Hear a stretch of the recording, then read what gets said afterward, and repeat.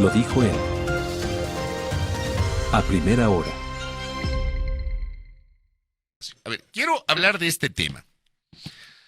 Porque aquí no se trata de... Y lo he manejado así, y me he manejado siempre. Y me han escuchado a mí en varias ocasiones decir que los periodistas no somos jueces, no somos fiscales, no somos agentes de criminalística, no somos peritos, no somos policías, somos periodistas. Yo cuestiono cuando, por ejemplo, se han dado casos en los que los periodistas asumen el rol de jueces. Primero asumen el rol de fiscales y de pronto se ponen la toga y asumen el rol de jueces y convierten sus sets de televisión o sus cabinas de radio o sus estudios de podcast, ahora que tenemos productos digitales, en tribunales, ¿no? Para sentenciar o exculpar dependiendo de la conveniencia, porque aquí esto se hace no con base en la presentación de pruebas, ni mucho menos, sino si es que me cae bien o me cae mal. Entonces, si me cae bien, lo exculpo. O si me conviene para sostener mi narrativa, lo exculpo. Pero si me conviene para mantener mi narrativa y me cae mal, lo condeno. Así pasa, perdóneme, pero ese es lamentablemente un escenario que tenemos acá en el Ecuador, en donde los medios de comunicación, nosotros, quienes hacemos medios de comunicación, somos corresponsables de este desastre que estamos enfrentando cuando no se entiende la presunción de inocencia. Y sí, todos somos inocentes mientras no se demuestre nuestra culpabilidad. Todos somos inocentes mientras no se demuestre nuestra culpabilidad. Pero para eso tiene que haber un debido proceso. Y tiene que garantizarse el derecho a la defensa de la persona que está siendo señalada. Pero aquí en el Ecuador somos alrevesados.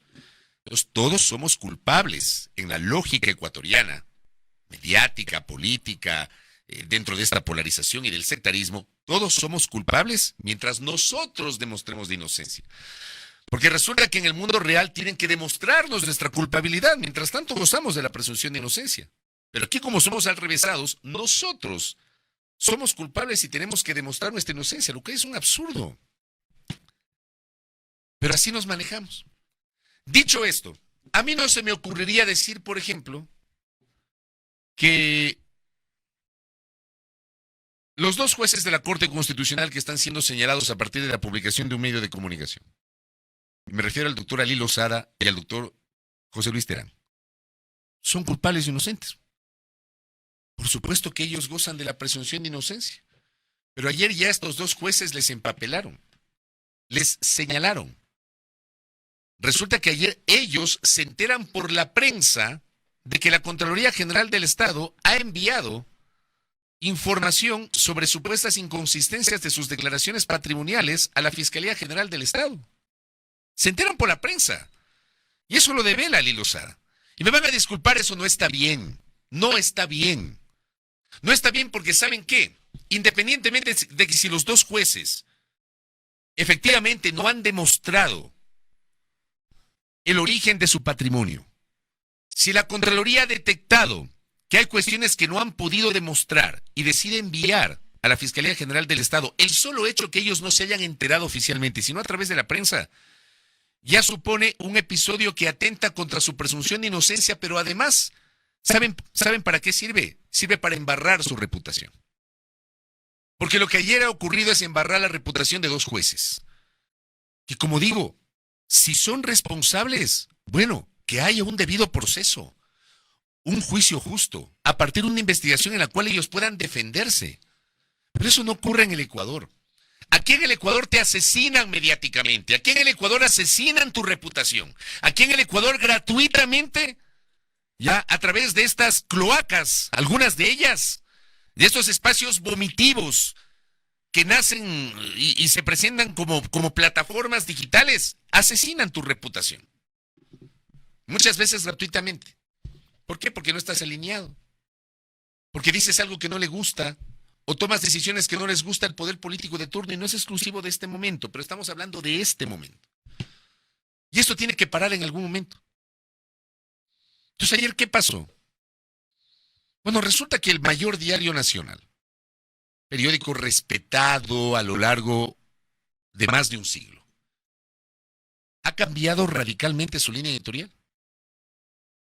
Y es evidente, ¿no? Pasó el tema de Bonil. Bonil fue censurado, aunque A Javier Bonilla no le gusta esa palabra, pero termina siendo censura. O sea, el Universo censuró a Bonilla. Por eso Bonilla se fue. El Universo censuró a un articulista y por eso se fue. Y hay articulistas, cito el nombre de uno, el doctor Miguel Molina, que acabo de ver hace pocos minutos en las redes. Él ha decidido dejar de escribir en ese periódico porque está claro que hay un cambio de línea editorial. Que por supuesto puede ser legítimo, ¿no? Porque los medios tienen líneas editoriales.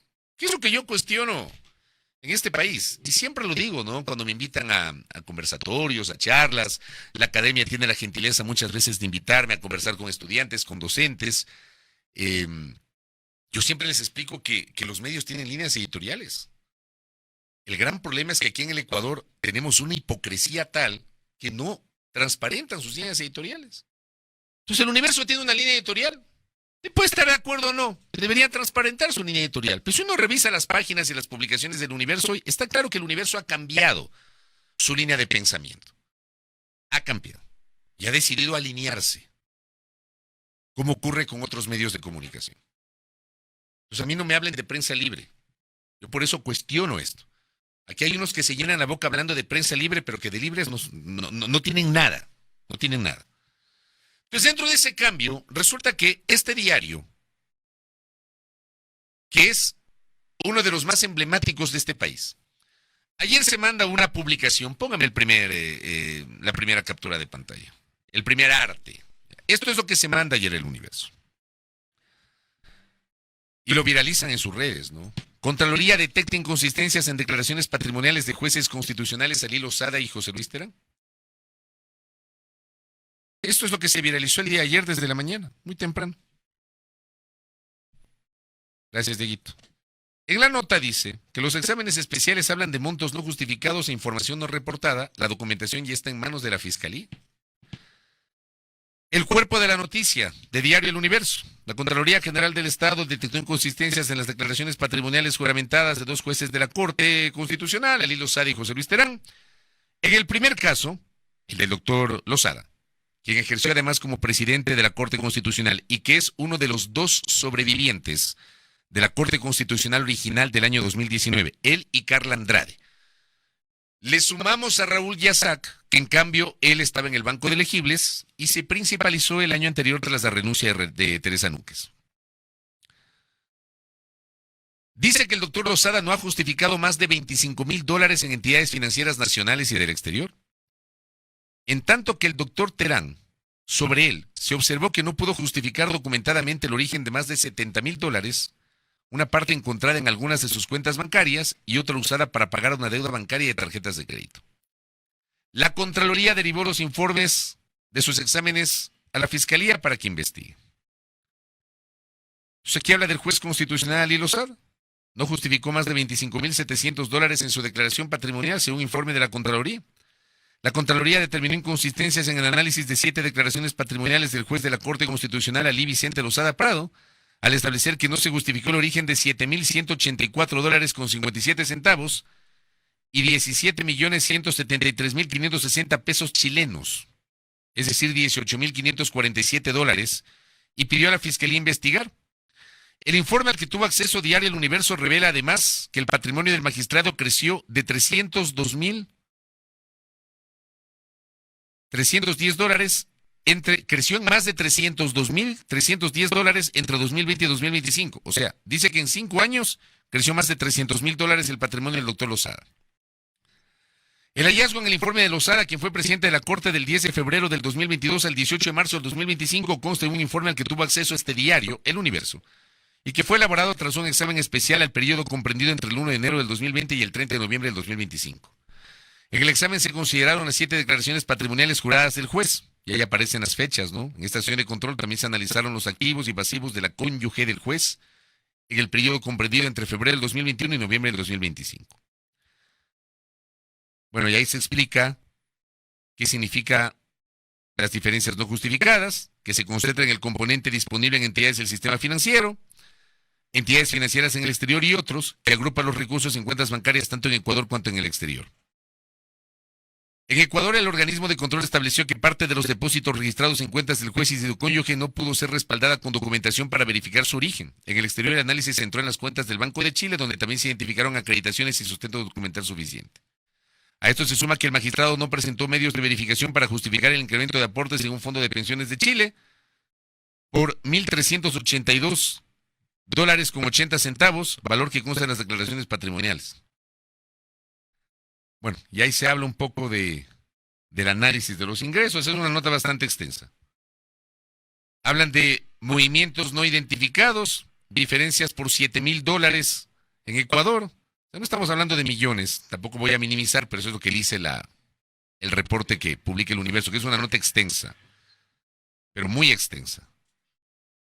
Sobre todo en el caso del doctor Lozada y luego del doctor Terán. Bueno, es muy extensa esta nota. Ah, y es chistoso, ¿no?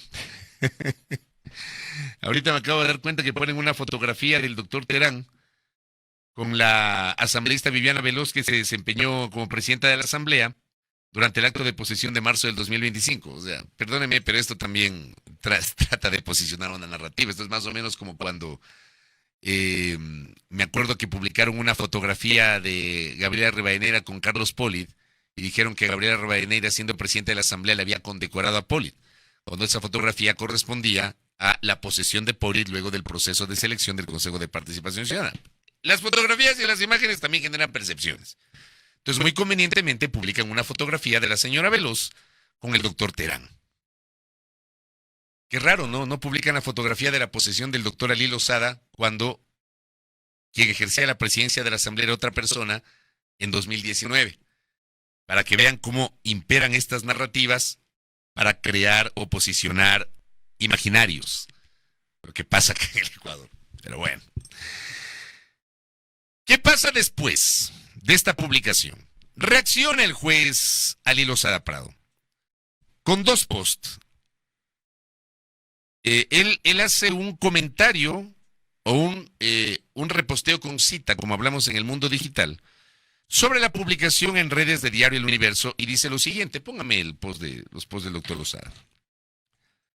Exigan al señor Contralor. PhD, ahí puso Ángeles Mauricio. Luego hace una corrección el doctor Lozada.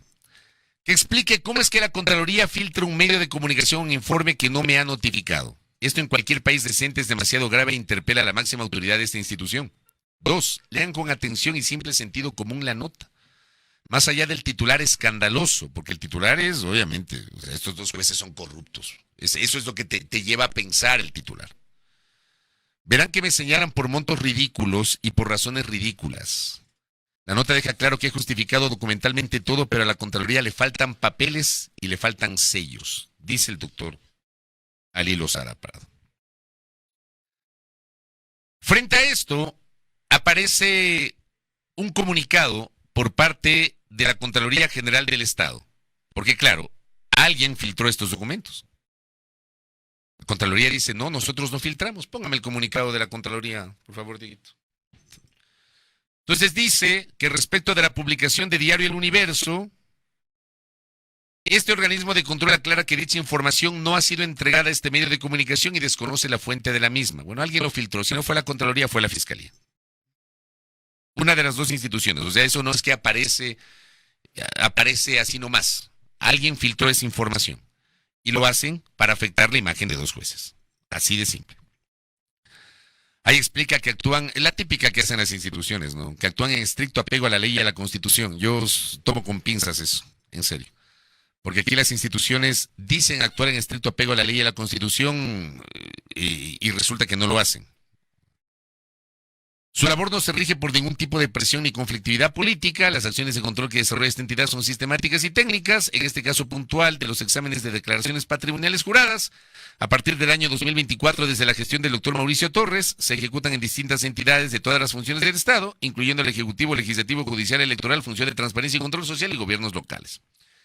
Asimismo, estos procesos incorporan herramientas tecnológicas avanzadas, incluyendo el uso de la minería de datos y aprendizaje automático, operadas con equipos especializados donados por organismos internacionales, con el fin de fortalecer la capacidad técnica y la transparencia del análisis. Nos habla de que el artículo 16 de la Ley de Presentación y Control de las Declaraciones Patrimoniales Juradas establece que los exámenes de dichas declaraciones tienen carácter reservado. La ley de presentación y control de las declaraciones patrimoniales juradas establece que los exámenes de dichas declaraciones tienen carácter reservado. Oh, sorpresa, se difundió en un medio de comunicación. ¿Cómo protegen esa reserva, no? Esta condición solo se pierde una vez que la información es remitida a la Fiscalía General del Estado y dicha institución inicia la instrucción correspondiente. En ese sentido, cuando la Contraloría remite informes con indicios de responsabilidad penal a la Fiscalía, se traslada también la obligación de mantener la reserva de esta documentación. Vean ustedes este último párrafo, donde se habla de la reserva. Y esto es como todo.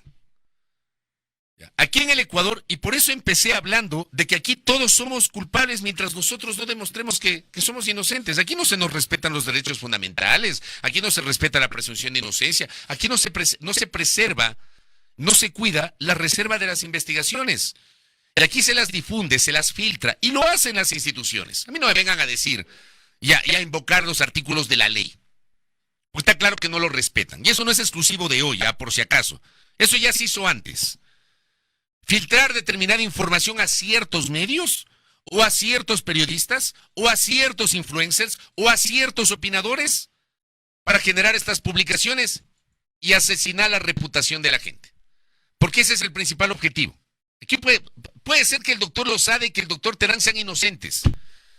Pero ya en el imaginario, ellos han quedado como corruptos, porque no han podido justificar unas declaraciones. Y ojo que en la nota, si ustedes se dan el trabajo, es una nota súper larga, se dan el trabajo de revisar, no están hablando de millones de dólares, no están hablando de que han ocultado dinero en Andorra o en Delaware en los Estados Unidos, que es un paraíso fiscal, o que han constituido empresas de papel en Centroamérica, o en el Caribe, en las Islas Caimán, en Panamá, en Belice. No dice eso. Pero el solo hecho de poner que hay inconsistencias en las declaraciones patrimoniales de dos jueces y que remiten esa información a la Fiscalía sirve para asesinar la reputación de dos jueces. Sin que eso signifique, a mí no se me ocurre decir que son inocentes, pero tampoco se me ocurriría decir que son culpables porque no soy juez, ni soy fiscal. Yo fundamentalmente sobre estas cosas cuestiono las formas. Y aquí la Contraloría se manda un comunicado hablando de la reserva, invocando la ley que no sé qué. Y aquí se ha violado claramente la reserva, ¿para qué? Para asesinar la reputación de dos jueces. De dos jueces que pertenecen a un organismo que les resulta incómodo al poder político de turno. De un organismo sobre el cual ciertos desubicados dicen es la Corte Correísta, olvidándose que esa Corte fue armada en 2019, cuando fue destituida la Corte que sí era correísta. O sea, por Dios, tengamos dos dedos de frente para entender eso. La Corte Correísta fue destituida por el Consejo Transitorio del doctor Trujillo en 2019. Esta Corte, que algunos se llenan la boca diciendo que es correísta, fue armada por el Consejo Transitorio del doctor Trujillo en 2019. Y las dos renovaciones parciales de esta Corte Constitucional se dieron en el gobierno del presidente Lasso y luego en el gobierno del presidente Noboa. Pero siguen poniendo en el imaginario que es una corte correísta. Que alguien me lo explique, porque yo no lo entiendo, de verdad, de verdad.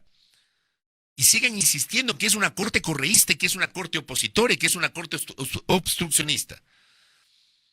Y como no tienen manera de bajarse a la corte, porque no pueden bajarse a la corte así nomás. Entonces utilizan estos recursos ¿para qué? Para asesinar la reputación de los jueces. Esto va de la mano con la campaña de desprestigio que comenzó el año anterior, ¿no? Cuando empezaron a poner estas gigantografías, estos carteles, estas pancartas con las fotografías de los jueces.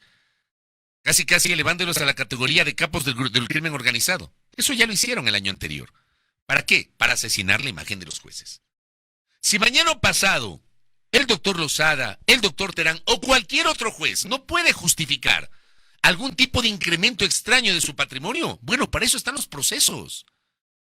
Y si luego de un debido proceso se determina que no se pudo justificar, bueno, para eso están las leyes y están las sanciones. Pero aquí las cosas no se hacen así. Aquí a la gente no le permiten defenderse. Aquí a la gente le asesinan la reputación desde el inicio. Y para el imaginario de la gente, a partir de esa publicación del día de ayer, ya queda en la cabeza de que algo hay. ¿De dónde sacarán plata?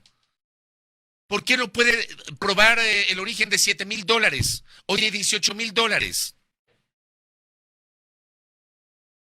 Ya afectaron la reputación y la imagen de dos jueces. Entonces no se entiende. No se entiende, en serio.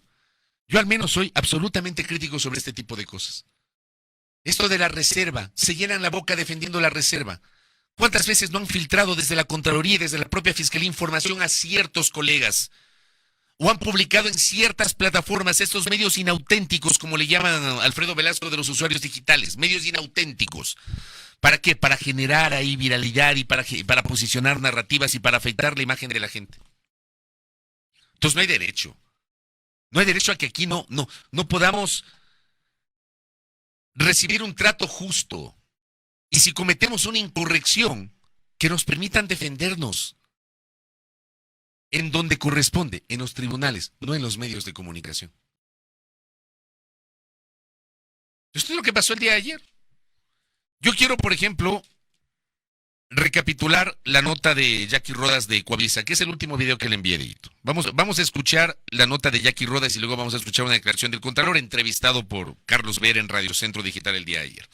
Pero primero revisemos la nota de Jackie Rodas. Jackie hace una nota recogiendo todo esto y quiero que se percate en el cierre de la nota de Jackie, porque yo creo que el kit del asunto de lo que está pasando ahora mismo es el cierre de la nota de Jackie Rodas. Póngale, por favor, Dieguito. En manos del fiscal general encargado Carlos Alarcón, quien concursa para quedarse en el puesto, está la suerte de dos magistrados de la Corte Constitucional, Ali Lozada y José Luis Terán. La Contraloría envió informes con supuestas inconsistencias en sus declaraciones patrimoniales, según reportó Diario El Universo, medio que cambió de dueños en febrero pasado. El juez Lozada citó la publicación y pidió que se exija al Contralor que explique cómo es que filtra un informe que no le fue notificado. Esto en cualquier país decente es demasiado grave e interpela a la máxima autoridad de la institución. Lozada además escribió que lo señalan por montos ridículos y razones ridículas y que la propia nota deja claro que ha justificado todo. El juez Terán tampoco ha recibido su informe. Enseguida contestó la Contraloría mediante un comunicado. Este organismo de control aclara que dicha información no ha sido entregada a este medio de comunicación y desconoce la fuente de la misma. Cuando la Contraloría remite informes a la Fiscalía, se traslada también la obligación de mantener en reserva esta documentación. Televistazo consultó a la Fiscalía si filtró el informe reservado, pero aún no responde. Los jueces Lozada y Terán no son los únicos que enfrentan exámenes de Contraloría. Ecoavisa conoció que la próxima semana convocaron a la jueza Claudia Salgado para la lectura del informe sobre su patrimonio. Le sigue el presidente de la Corte, Joel Escudero, y la jueza Carla Andrade. Hasta el momento serían al menos 6 de los 9 magistrados. La Corte Constitucional se pronunció. Este organismo advierte con preocupación un entorno de presiones institucionales sostenidas desde el año 2025 que podría afectar la autonomía judicial. Exige que las actuaciones de control se conduzcan con el más alto rigor técnico y respeto a las competencias constitucionales. Todo ocurre cuando la Corte Constitucional debe resolver la acción presentada por el adelanto de las elecciones, el nombramiento del fiscal Alarcón y otras causas de interés del Ejecutivo como el dictamen final del acuerdo con Emiratos Árabes Unidos. Gracias. Esto último para mí es el kit del asunto. Vamos a hablar ya mismo con nuestro invitado, nuestro segundo invitado de la mañana, sobre ese tema que tiene que ser conocido por la Corte Constitucional en estas horas y que tiene que ver con la constitucionalidad del Tratado Bilateral de Inversiones con los Emiratos Árabes Unidos. Es un tema que está en manos de la Corte. La Corte recibió una demanda de inconstitucionalidad en contra del adelanto de las elecciones. Y la Corte tiene pendientes otros temas, ¿no? El tema de la situación del fiscal encargado. El doctor Alarcón es fiscal subrogante del subrogante, que eso también lo hemos observado en algunas ocasiones. El tema de la fiscalía, como siempre he dicho, eso se pudo haber resuelto con antelación por parte de este organismo que no ha justificado su presencia institucional en este país, que es que el Consejo de Participación Ciudadana y Control Social, que tuvo todo el tiempo del mundo para entregar al país un fiscal general del Estado el 8 de abril del 2025, cuando terminaba su periodo la doctora Diana Salazar. Y va a ser un año después de la finalización del periodo de la fiscal Salazar y no tenemos fiscal titular. Se quedó el doctor Toainga un mes después porque la señora Salazar renunció para irse de embajadora cuando ella sabía con un año y pico de antelación, sabía que iba a ser embajadora. Aquí tenemos memoria corta. Y el doctor Toainga renunció y la ley no prevé que haya un fiscal subrogante del subrogante, pero el Consejo de la Judicatura designó un fiscal subrogante del subrogante, que es lo que pasa con el doctor Alarcón. Pero ese tema también está en manos de la Corte. Entonces, hay temas que están en manos de la Corte que por supuesto no le gusta pues al poder político de turno. Y como no les gusta y como acá solamente de dientes para afuera se habla de la independencia de las funciones del Estado, pero cuando alguna otra función del Estado toma una decisión que no le gusta a quien ostenta el poder político, automáticamente arremeten contra esa institución. Pasó antes, pasa hoy, y seguirá pasando mañana porque está en el ADN de la política ecuatoriana. Entonces la Corte advierte que desde el 2025 está haciendo materia de presiones, porque no les ha gustado que le ponga freno al tema de la declaratoria del conflicto armado interno, por la observancia de los estados de excepción, porque declaró la inconstitucionalidad de algunos temas impulsados por el Ejecutivo. Entonces es una Corte obstruccionista. Yo como siempre he dicho, ¿no? Para mí el problema no es la Corte, para mí el problema, si es que le ven así, es la Constitución. Entonces, si quieren impulsar cambios constitucionales, háganlo. Eso debería ser, ¿no? Para que no le echen la culpa a la Corte. Que por supuesto, no es una Corte perfecta, de acuerdo, ha cometido errores, y yo mismo los he observado. Ha habido fallos de la Corte Constitucional que a mí en lo personal no me han gustado y que los he cuestionado públicamente. Pero de allí, como no me gusta lo que hace la Corte, empezar a desprestigiar a sus miembros gratuitamente, hay una distancia sideral. Pero hay otra cosa también, ¿no? Resulta que es reservado, supuestamente según la Contraloría es reservado este informe y la Fiscalía debe manejarse con reserva, pero ayer el señor Contralor aparece con Carlos Vera en Guayaquil, porque además se fue a Guayaquil, concedió una entrevista al programa de Carlos Vera y esto dijo. Póngale por favor al Contralor. La Contraloría General del Estado realiza exámenes sumamente técnicos. Este examen se viene realizando desde el año pasado. No es algo nuevo. Están siendo en este momento examinados seis jueces de la Corte Constitucional. 3 ya hemos terminado los exámenes, 3 están en ejecución y 3 van a empezar. Esto es, como les decía, ya prácticamente desde el año pasado. Ya los resultados se han dado en estos días. Existe algunas inconsistencias que lastimosamente... ¿Qué son inconsistencias? Inconsistencia es que no cuadra la información entregada a través de las declaraciones con lo que nosotros examinamos en cuentas bancarias, tarjetas de crédito y los patrimonios que tienen la mayoría de ciudadanos o de servidores públicos. Pero no dice la propia Contraloría que los exámenes de las declaraciones tienen carácter de reservado. Y no dice la propia Contraloría que cuando este organismo remite informes con indicio de responsabilidad penal a la Fiscalía, los traslada también la obligación de mantener en reserva esa documentación. Y tenemos al señor Contralor hablando de casos específicos. Entonces, lo que dije ayer, el pez muere por su boca. Porque hablan de la reserva y sin embargo van a los medios de comunicación para bypasearse esa reserva. Y ya develar algunas cosas que, como dice el juez Lozada, ni siquiera ellos mismos han sido notificados. Entonces, ¿de qué estamos hablando? Ojalá que se entienda la naturaleza de lo que estoy diciendo. Ojalá que un desubicado, un mamarracho, que de un tiempo a esta parte tiene una fijación conmigo, que casi todos los días hace videos criticándome en las redes sociales, ojalá que ese mamarracho no me mutile. Ayer me mutilaron un video. Ayer un mamarracho, y lo digo en este término, un mamarracho me mutiló un video que hizo aparecer como que yo me estaba burlando de la madre del presidente de la República. Yo sería incapaz de burlarme de una dama para empezar.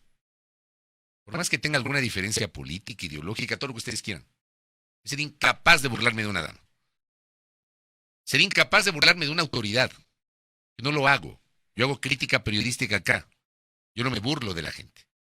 Pero ayer un mamarracho cogió, me mutiló el comentario e hizo aparecer de que yo me estaba burlando de la asambleísta Anabel Asín, que es legisladora y que además es la madre del señor presidente de la República. Yo no soy capaz de hacer eso. Ojalá, mamarracho, que si me vas a comentar, no mutiles a conveniencia para hacerme quedar mal. ¿Ya? Y al que te paga o a quien respondes, dile eso, ¿no? Mamarracho. Corten bien y no mutilen lo que yo digo. Yo no estoy diciendo que los jueces son inocentes. Yo estoy defendiendo la presunción de inocencia de la gente y estoy hasta la coronilla que a la gente le estigmaticen a partir de publicaciones para asesinar la reputación. Y estoy hasta la coronilla que saquen comunicados hablando de la ley, de la Constitución, del Estado de Derecho, de la reserva y luego salgan a los medios a dar santo y seña violando esa reserva. De eso, yo al menos estoy hasta aquí. Este país alguna vez necesita seriedad, necesita responsabilidad. Estamos llenos de mamarrachos en el Ecuador. Revisemos con la herramienta de Golden, cierro el comentario. Con la herramienta de Golden, tenemos la herramienta de Golden, ¿no? La herramienta de Golden, un poquito lo que dicen las redes sociales, y al regresar hablaremos sobre la constitucionalidad o no del Tratado Bilateral de Inversiones suscrito entre Ecuador y los Emiratos Árabes Unidos, y luego estaremos tomando contacto con una concejala de Guayaquil, Emily Vera, para hablar de qué pasa en el Consejo Cantonal. Pero a ver, tengo 3.355, qué barbaridad brutal esto, ¿ah? Conectados en YouTube y solo 873 me gusta. Póngale un me gusta, donde ve el pulgarcito hacia arriba, tenga la bondad, póngale un me gusta en la transmisión. Vamos, André, dele usted con la herramienta. Así es, vamos a revisar esta interesante herramienta porque es un poco mirar cuál es la conversación digital respecto de varios temas. ¿Qué se está hablando en las redes sociales sobre la Corte Constitucional ahora mismo? El resumen de inteligencia artificial de esta herramienta Golden Social Suite nos dice que hay un debate en redes que muestra polarización y desconfianza hacia la Corte Constitucional con acusaciones de captura política, presiones y llamados a demandas, pero también hay defensores públicos. Predomina un sentimiento negativo y sobre todo ansiedad electoral. ¿Cómo se percibe este contenido? Ahí lo tienen ustedes en pantalla, el 42% como negativo, el 53.2% como neutral. ¿Qué es lo que más se ha mencionado del tema? Corte Constitucional, adelantar, advertir, respetar, Daniel Noboa, Ecuador, enfrentar Noboa. Adelanto de elecciones, Corte Constitucional, la Corte Constitucional. Vamos a revisar quiénes están hablando sobre este tema. ¿Son bots o humanos? El 33% son humanos, el 26% son bots y el 42% son posibles bots. Muy bien, ahí tenemos la revisión con la herramienta de Golden. Primera plana. Todas las noticias, todas las voces.